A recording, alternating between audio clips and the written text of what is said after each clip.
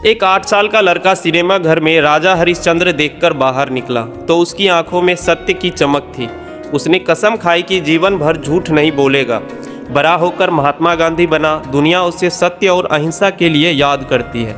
लेकिन आज वही 8 साल का लड़का अंधेरे कमरे में अकेला बैठा है। टीवी पर नंगी औरतें कर रही फोन वीडियो में औरतों को जानवर की तरह इस्तेमाल किया जा रहा है। फ़ोन पर हर स्क्रॉल में अश्लील क्लिप, मैगजीन में अधनंगी मॉडल्स, पड़ोस की भाभी के छोटे छोटे कपड़े जो हर रोज़ उसकी नज़रों के सामने लहराते हैं। और अब तो पॉडकास्ट भी सुरक्षित नहीं रहे। कुछ दिन पहले ही शुभंकर मिश्रा के पॉडकास्ट में सीमा आनंद ने सेक्स पर खुलेआम खुला बिंदास बात की, जैसे ये कोई सामान्य चाय नाश्ते की चर्चा हो। समाज के लिए ये कितना घातक जहर है। जो सुनेगा वही करेगा, वही गंदगी सोच बनाएगा, वही औरत को सिर्फ भोग की वस्तु समझेगा। और बॉलीवुड तो पहले से ही देश की युवा पीढ़ी को पूरी तरह बर्बाद करने पर तुला हुआ है।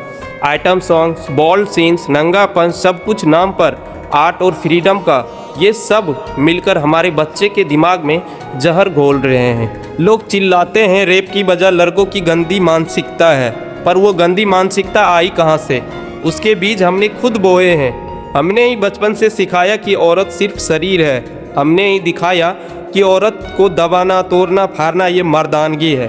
और फिर जब वो बड़ा होता है तो रात के अंधेरे में एक बेटी को घसीटता है, उसकी चीखें दबा देती है, उसके कपड़े फाड़ता है, उसके शरीर को लहूलुहान कर देता है। और जब वो मर जाती है तो हम मोमबत्ती जलाते हैं, नाम लेते हैं निर्भय, गीता, दिव्या, संस्कृति, ट्विंकल और चुपचाप अगली बेटी का इंतज़ार करते हैं। अब जागो वरना सुन लो, अगली बार जब कोई बेटी बर्बाद हो तो याद रखना वो तुम्हारी बेटी भी हो सकती है, तुम्हारी बहन, तुम्हारी बीवी, तुम्हारी माँ। सरकार, कानून, पुलिस ये सब बहाने हैं। असली जहर तुम्हारे फ़ोन में है, तुम्हारी टीवी में है, तुम्हारे पॉडकास्ट में है, तुम्हारे बॉलीवुड में है। अभी भी वक्त है, या तो इस गंदगी को साफ करो या अपनी बेटियों की जनाजे की तैयारी कर लो।